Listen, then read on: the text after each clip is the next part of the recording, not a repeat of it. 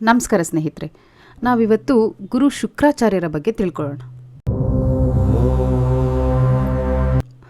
ಅವರು ಅಸುರ ಗುರು ಆಗಿ ಯಾಕೆ ನೇಮಕ ಆದರು, ಅವರು ಒಂದು ಕಣ್ಣನ್ನು ಕಳ್ಕೊಳ್ಳೋದಕ್ಕೆ ಏನು ಕಾರಣ, ಅವರಿಗೆ ಶುಕ್ರಾಚಾರ್ಯ ಅಂತ ಹೆಸರು ಬರಲು ಏನು ಕಾರಣ ಅಂತೆಲ್ಲ ನಾವಿವತ್ತು ಅವ್ರ ಬಗ್ಗೆ ತಿಳ್ಕೊಳ್ಳೋಣ.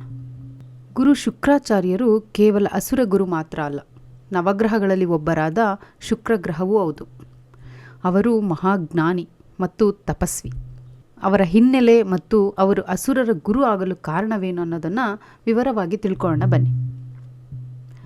ಶುಕ್ರಾಚಾರ್ಯರು ಮಹರ್ಷಿ ಭೃಗು ಮತ್ತು ದಿವ್ಯಾ ದಂಪತಿಗಳ ಮಗ.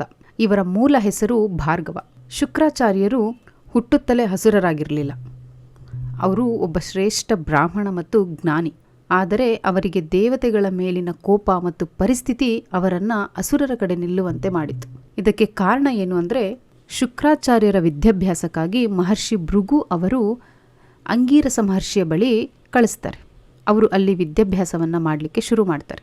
ಅಲ್ಲಿ ಅಂಗೀರಸ ಮಹರ್ಷಿಯ ಮಗ ಬೃಹಸ್ಪತಿ ಕೂಡ ಇರ್ತಾರೆ. ಅವರೂ ಕೂಡ ಇವರ ಜೊತೆಯಲ್ಲಿಯೇ ವಿದ್ಯಾಭ್ಯಾಸವನ್ನು ಮಾಡ್ತಿರ್ತಾರೆ. ಇಬ್ಬರೂ ಕೂಡ ಸಮಾನವಾಗಿ ವಿದ್ಯಾಭ್ಯಾಸವನ್ನು ಕಲಿತಿರ್ತಾರೆ. ಆದರೆ ಅಂಗೀರಸನು ತನ್ನ ಮಗ ಬೃಹಸ್ಪತಿಗೆ ಹೆಚ್ಚು ಪ್ರಾಮುಖ್ಯತೆಯನ್ನು ನೀಡ್ತಿರ್ತಾರೆ. ಇದರಿಂದ ಅಸಮಾಧಾನಗೊಂಡ ಶುಕ್ರಾಚಾರ್ಯರು ಅಲ್ಲಿಂದ ಹೊರಟು ಬರ್ತಾರೆ. ಅಲ್ಲಿಂದ ಹೊರಟು ಬಂದು ಗೌತಮ ಮಹರ್ಷಿಗಳ ಬಳಿ ವಿದ್ಯಾಭ್ಯಾಸವನ್ನು ಮುಗಿಸ್ಕೊತಾರೆ. ದೇವತೆಗಳಿಗೆ ಮಾರ್ಗದರ್ಶನ ಮಾಡಲು ಗುರುಗಳ ಆಯ್ಕೆಯನ್ನು ಮಾಡುವಂತಹ ಸಂದರ್ಭ ಬರುತ್ತೆ. ಆಗ ಶುಕ್ರಾಚಾರ್ಯ ಮತ್ತು ಬೃಹಸ್ಪತಿಯನ್ನು ನೇಮಕ ಮಾಡಿರ್ತಾರೆ. ಆ ಇಬ್ಬರಲ್ಲಿ ಒಬ್ಬರನ್ನು ಆಯ್ಕೆ ಮಾಡಬೇಕಾಗಿರುತ್ತೆ. ಆದರೆ ದೇವತೆಗಳು ಬೃಹಸ್ಪತಿಯನ್ನು ತಮ್ಮ ಗುರುಗಳಾಗಿ ಆಯ್ಕೆ ಮಾಡ್ಕೊತಾರೆ. ಶುಕ್ರಾಚಾರ್ಯರನ್ನು ತಿರಸ್ಕಾರ ಮಾಡ್ತಾರೆ. ಇದರಿಂದ ಶುಕ್ರಾಚಾರ್ಯರಿಗೆ ದೇವತೆಗಳ ಮೇಲೆ ಮತ್ತು ಬೃಹಸ್ಪತಿಯ ಮೇಲೆ ಅಸಮಾಧಾನ ಉಂಟಾಗ್ಬಿಡುತ್ತೆ.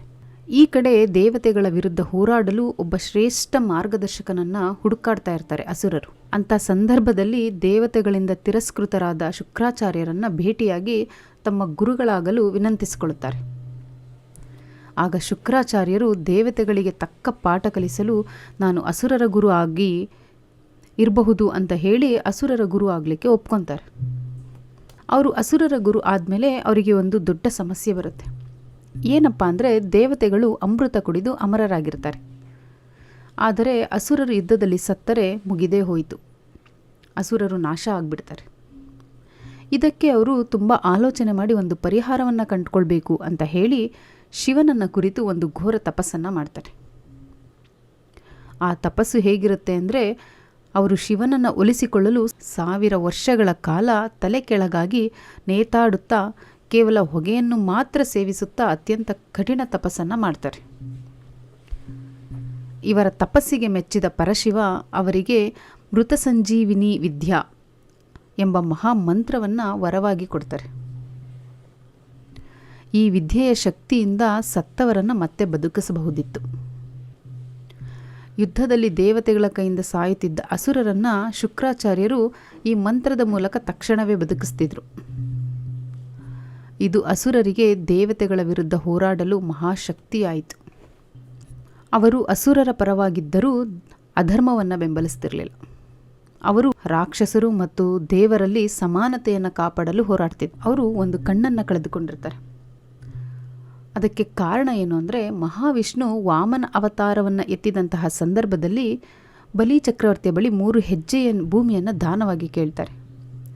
ಆಗ ಶುಕ್ರಾಚಾರ್ಯರಿಗೆ ಇಲ್ಲಿ ಬಂದಿರುವುದು ವಿಷ್ಣು ಅಂತ ತಿಳಿದುಬಿಡುತ್ತೆ.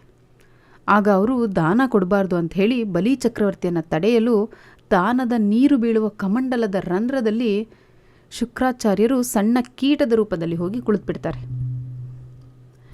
ಇದು ವಾಮನ ರೂಪದಲ್ಲಿದ್ದ ವಿಷ್ಣುವಿಗೆ ಅರ್ಥ ಆಗಿಬಿಡುತ್ತೆ. ಆಗ ವಿಷ್ಣು ಒಂದು ದರ್ಬೆಯಿಂದ ಆ ರಂಧ್ರವನ್ನು ಚುಚ್ಚುತ್ತಾರೆ. ಆಗ ಶುಕ್ರಾಚಾರ್ಯರ ಒಂದು ಕಣ್ಣಿಗೆ ಪೆಟ್ಟಾಗಿ ಅವರು ಒಂದು ಕಣ್ಣನ್ನು ಕಳೆದುಕೊಳ್ತಾರೆ. ಶುಕ್ರಾಚಾರ್ಯರು ಕೇವಲ ದೇವತೆಗಳ ಮೇಲಿನ ವೈಷಮ್ಯಕ್ಕಾಗಿ ಅಸುರರ ಗುರು ಆಗಲಿಲ್ಲ. ಬದಲಿಗೆ ಅವರು ಸಮಾಜದಲ್ಲಿ ಎಲ್ಲರಿಗೂ ಸಮಾನ ಅವಕಾಶ ಸಿಗಬೇಕು, ದೇವತೆಗಳ ಅಹಂಕಾರ ಅಳಿಯಬೇಕು ಎಂಬ ಕಾರಣಕ್ಕಾಗಿ ಅಸುರರಿಗೆ ಜ್ಞಾನ ಮತ್ತು ಶಕ್ತಿಯ ಮಾರ್ಗದರ್ಶಕರಾದರು. ಇವರಿಗೆ ಶುಕ್ರ ಅಂತ ಹೆಸರು ಯಾಕೆ ಬಂತು, ಇದನ್ನು ನಾವು ಮುಂದಿನ ಸಂಚಿಕೆಯಲ್ಲಿ ತಿಳ್ಕೊಳ್ಳೋಣ. ಈ ಮಾಹಿತಿ ನಿಮಗೆ ಇಷ್ಟ ಆಗಿದ್ದರೆ ನಮ್ಮ ವಿಡಿಯೋನ ಲೈಕ್ ಮಾಡಿ, ಶೇರ್ ಮಾಡಿ, ನಮ್ಮ ಚಾನಲ್ನ ಸಬ್ಸ್ಕ್ರೈಬ್ ಮಾಡ್ಕೊಳ್ಳಿ. ಧನ್ಯವಾದಗಳು.